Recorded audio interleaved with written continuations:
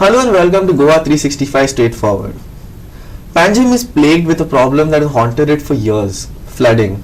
It doesn't take a storm, it doesn't take a cyclone. A mere hour of rain is enough to inundate the city. Roads like the 18 June Road, the Miramar, or even the Pato Plaza, a very prominent business center for the state, is flooded by just mere hours of rain. So to find exactly why this is happening and how we can resolve this issue, we have with us an architect. Sudiksha, welcome to the program. Hello. I'd like you to introduce yourself so let our viewers understand what is your background and what is your expertise in the field. Okay. Hi, I am Sudiksha Naik. I am an architect and urban designer. I have been practicing in the field for 4 years. And I am very much interested in this issue of waterlogging, which happens every year, because since I have been coming to Panjim for almost 8 years every day, so every monsoonal season I also face this problem. So I am very excited to talk about it. Okay. So we'll start off. Panjim flooding is, everyone knows it happens. Yeah. Even if you're not from Panjim, you hear news, even on social media it turns into meme. 1 hour of rain is enough to flood Panjim and all. But what is really the underlying reason as to why Panjim is flooded so easily? Just few hours of rain is enough to waterlog cities and roads. So what exactly can you tell us about this? Okay, so when we look at issues like waterlogging, we have to go to the root cause.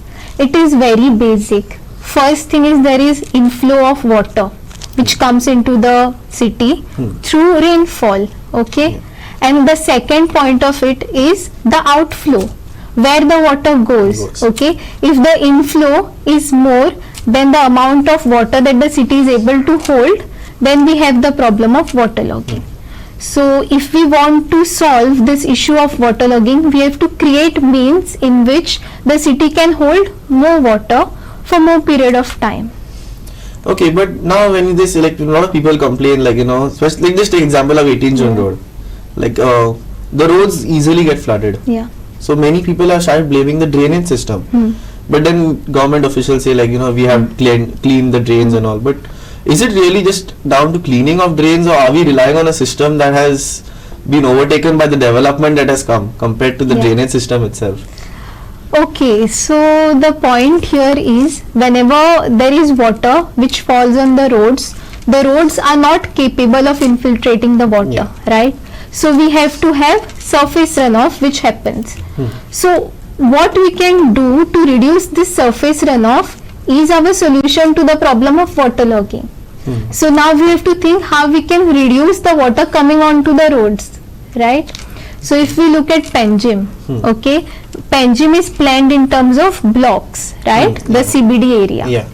So if the water which comes into each block is taken care of in the block itself, rather than it flowing onto the roads, we have less inflow in the roads. So we'll have lesser waterlogging. That is just one solution.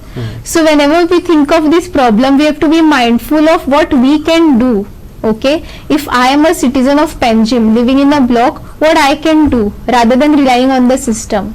Okay, right? so let's start off. Like you said, we ourselves can do at whatever is in our control. We have a lot of control also on this. So what exactly do you mean by this? What can we do to really, get this situation a bit under control? Okay, so we as an individual, there are a lot of things you can do, but if you want to create an impact at city level, system has to be involved. Apart from that, if we are talking at block levels, okay, so whatever water comes from the roofs of the buildings aligning the roads, for example, can be taken care of inside the blocks rather than leaving it on the roads, so that the water runs through the drains get overflowed, and then there is waterlogging. Okay, there is one simple solution. Okay, so whatever water falls on the roofs of one particular building is taken care of by that building in the block itself. Okay, the second thing is inside the blocks also there are a lot of open spaces which are available, which are paved. What paving does? It reduces the infiltrating capacity of that surface area, right? If it was not paved, that area would be holding more water. There would be less surface runoff there which comes onto the roads. Okay, so we have to optimize these internal spaces to hold more water. So basically, I mean, development does play a big role in the situation that has been caused now. But with the current situation, what exactly is this? What do you say? What is the way ahead now that we are already in the develop? Like, we cannot start destroying buildings. We cannot start taking away things. But now that we are already at such a point, how do we go about it? Like, say even the system. How can the system be changed in such a way that we can really, you know, make a change at this point? Yeah. What do you have to say about that? So if we are talking about the system, then we have to go to the root level, right? We can't do superficial changes. They are temporary changes, but then we also have to go to the root level.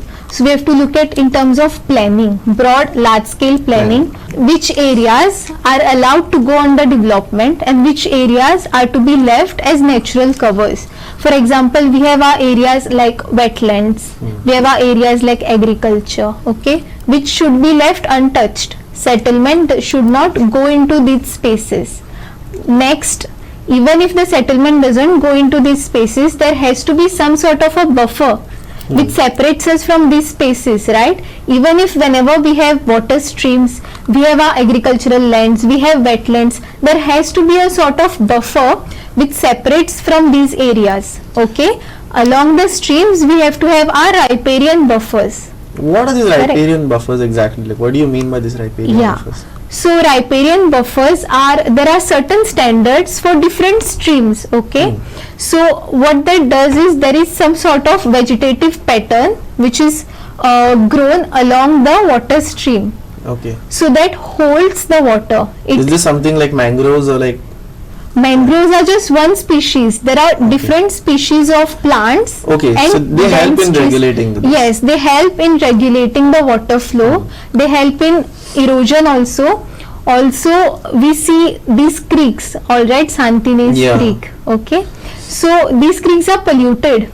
That is because of all the fast storm water and surface runoff coming in there with all the impurities. If we have a buffer, they filtrate the impurities. Okay. Also, they hold water for some time and then the remaining water goes into the stream so that the stream is also not overburdened. But do we need some sort of like, you know, a drastic change in the system that we have, or can we modify the current system that we have in small ways to kind of change the current situation that we are in?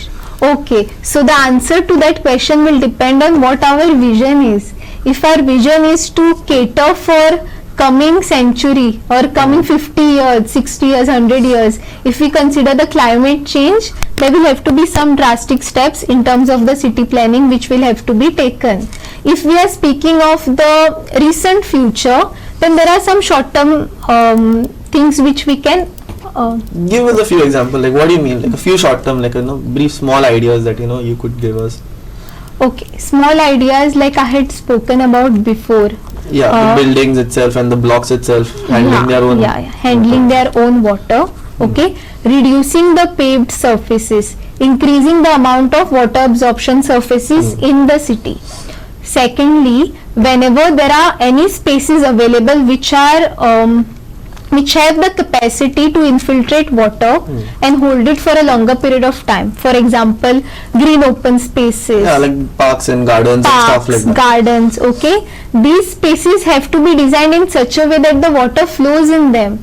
If the level of parks is above the level of roads, it doesn't make any difference. Doesn't make any difference, right? No, I mean, this also is an issue. Like, even the drains that we have, there are certain like manhole covers, and they have said that they're increasing the drains, but the drains itself are sometimes higher than the road itself. Correct.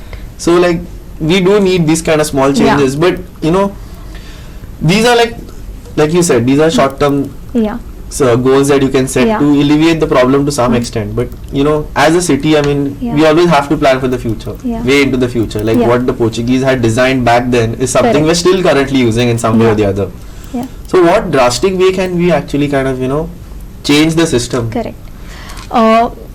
If we are talking about that, the solutions can be as simple as doing a thorough slope analysis on the roads, like how we spoke about, right? The water has to flow. So, and developing the roads in terms of doing slopes such that the water flows from the higher areas to the lower areas, okay, and doesn't get accumulated anywhere.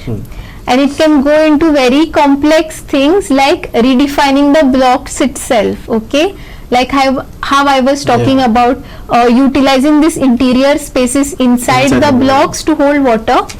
There are many blocks in Panjim in which these internal spaces are absent because there have buildings which are built along that. So the block is very dense, it has no porous space. If we go into planning and go into these sort of very influential drastic changes, we'll have to redefine the bylaws and the terms of planning itself in the CBD so that each block will have these dedicated central spaces. But isn't there currently any bylaw, any certain rules that have kind of, kept in mind the situation that, development would cause, that builders and government itself has to adhere to some sort of regulation? Because now you see even Pato, I mean, you had mentioned to me earlier that, it was built on wetlands. Yeah. So exactly, so to stop things like this, to have a buffer, do we have laws already in line for this, or is this something that has to be, developed into a policy by lawmakers? Yeah. So there are laws in lines, but they have to be optimized more. We can't have broad level laws, right? We have to go at grassroots level and yes. optimize them even more. Whenever we think about these laws also, we have to have a vision. For example, we are looking at reducing the waterlogging. So the laws also should look at The solving that same Same problem, right? Okay. Now, when you say when suppose I'm a builder, I'm designing something, I want to set up a big colony. What would you suggest to that person as to how to solve waterlogging in his complex itself? Yeah. In a little more specifics as to Yeah. even if a person is building his own house, how does he make sure that his own house compound itself does not flood every monsoons? Okay. So here also the basic thing is whatever comes in your site has to be taken care of in the site as much as possible. Right? So we see this typology coming up in most of the houses where we have house in the center of a plot and around the plot the whole area is paved. What will that do? The water bearing capacity of your plot goes down to zero. Zero. Just Correct. because you put pavers for it to look nice. Yeah, pavers for it to look nice. There are many ways in which you can even design your pavings to look nicer as well as hold water. Hold water. Right, that is one. Second thing, you can incorporate means like rainwater harvesting. Okay, all those things when But you is this rainwater harvesting? I'm sorry to interrupt. But rainwater harvesting, like in Chennai and all, like they were kind of, some places were mandated to have this kind of Yeah. system to grab water from the rain. Do you think it's possible at Goa to have this kind of thing? Because Goa mostly many rural areas are houses itself, and we have this tiled roofs, and we don't really have flat terraces and those kind of structures. So is it possible for us to kind of follow that rainwater harvesting? Okay, if we talk about houses, if we go into our traditional houses, for example, most of the houses had wells, right? Yeah. So you could easily use the water, direct the water into your wells. Okay, that was a very easy solution. Even with sloped roof, you can always channelize whatever water comes onto your roof. Correct. Okay, and cities, how do you? In cities, then the collaborative thing comes into picture, right? In cities, when you have these sort of blocks and apartments, you have to have collaborative initiatives in which you have these sort of central spaces which would take care of your services, and one of those would be to take care of the water. Okay. You can have, you can even have some small retention ponds which are built, which hold water for a certain period of time, and then it goes back into wherever it is supposed to go, right? Okay, but now when you were studying architecture, Yeah. the kind of syllabus and the kind of way you all are taught. Is flooding kind of emphasized, or is it given due importance when designing a house or designing a complex or a structure, or is this something that it's something you have to learn on the go? Okay, so when we study urban design, okay, in this field we look at all of the aspect which deal with urban life altogether. With that, flooding comes into picture also, right? We have to look at climate change and effects of it on the urban life. So all these things are discussed and all these things are dealt with in urban design. But do you feel, are they implemented just as well as they are thought in real life? Okay, so there is a lot of skill available in terms of urban design. Even in Goa, we have many urban designers who are ready to help. Okay, who are ready to come up with solutions if given a chance. Yeah. But but then doesn't the government or the system kind of require like people like you, like urban designers, to step in and really guide them, or is this something that y'all are now trying to reach out and say like we are here, we can help, or are you all, or is the government already having a set of urban designers of their own? Okay, so urban planning was a field which has been running from a long time, and urban design is comparatively a newer field. So now speaking about like coming up with structures and all, now that Panjim is slowly expanding, Yeah. how now basically Panjim is surrounded by wetlands. I mean, you look at the Mersey side, you look at even the Fontana, the Mala side. So how do we go about expanding in a place that is surrounded by mainly wetlands? Okay, so when we speak about expansion, we have to talk about sprawl. What is sprawl? Sprawl is the unplanned development which happens along the outskirts, right? Outskirts. That is what develops newer development areas along these regions. So the solution to that is planning for the increase in population inflow which will happen in Panjim. Okay, so rather than taking up newer spaces which are previously unbuilt or unconstructed, we have to densify the spaces which are already available. Okay, densification can also be done sustainably if it is planned well.